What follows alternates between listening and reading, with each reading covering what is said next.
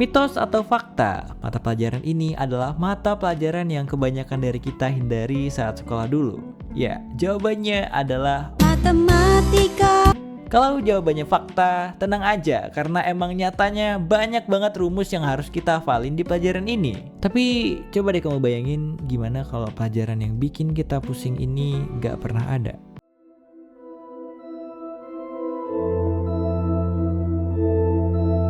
Walaupun mata pelajaran ini selalu bikin kita pusing sama rumus-rumusnya, namun nyatanya penelitian menunjukkan kalau matematika adalah mata pelajaran paling favorit di dunia.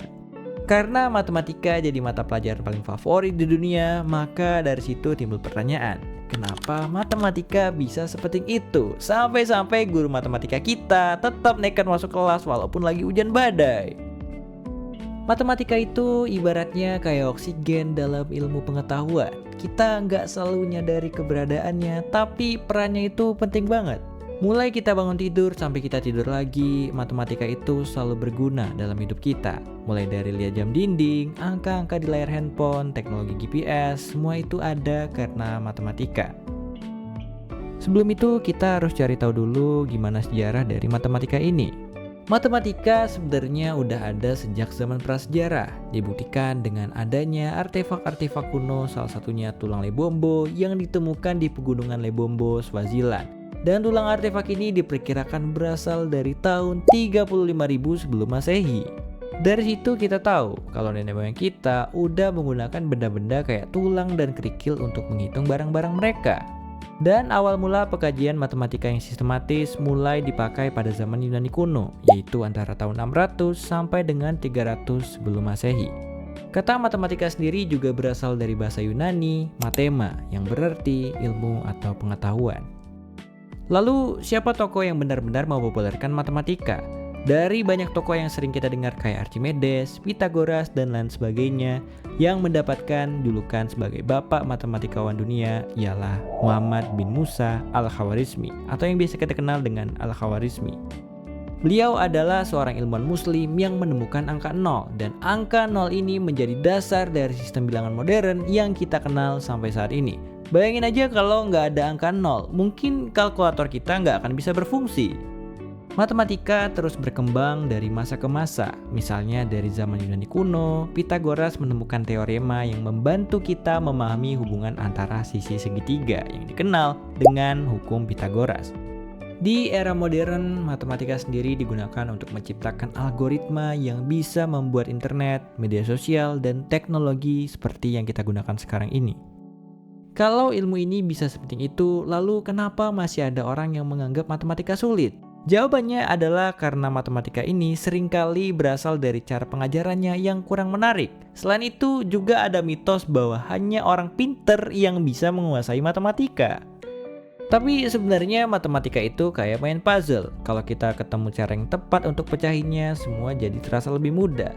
Banyak aplikasi dan teknologi sekarang yang membantu kita belajar matematika dengan cara yang lebih menyenangkan. Dan saatnya kita masuk ke pertanyaan utama. Gimana kalau matematika tidak pernah ada di dunia ini? Sekarang coba bayangkan secara sederhana gimana kalau dunia tanpa matematika. Mungkin aja kita nggak akan pernah tahu sekarang tanggal berapa, jam berapa, bahkan kita nggak akan ada uang. Sistem ekonomi kita akan berantakan dan perjalanan antariksa mungkin mustahil untuk dilakukan tanpa matematika. Dunia tanpa matematika akan terasa seperti dunia tanpa struktur. Tanpa matematika, ilmu pengetahuan lain kayak fisika, kimia, dan biologi juga nggak akan berkembang.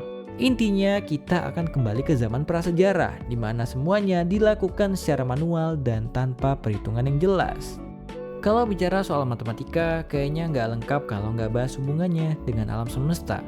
Matematika adalah bahasa universal yang digunakan para ilmuwan untuk memahami kosmos. Misalnya dalam meluncurkan roket keluar angkasa, para ilmuwan harus menghitung gravitasi, kecepatan, dan lintasan dengan sangat presisi. Dan matematika ini juga membantu ilmuwan untuk memetakan bintang dan planet di luar angkasa. Bahkan persamaan matematika juga digunakan untuk memprediksi berbagai fenomena kayak gerhana matahari dan juga bulan. Tanpa ilmu ini mungkin aja kita nggak akan pernah tahu kalau bumi itu bulat dan berputar mengelilingi matahari.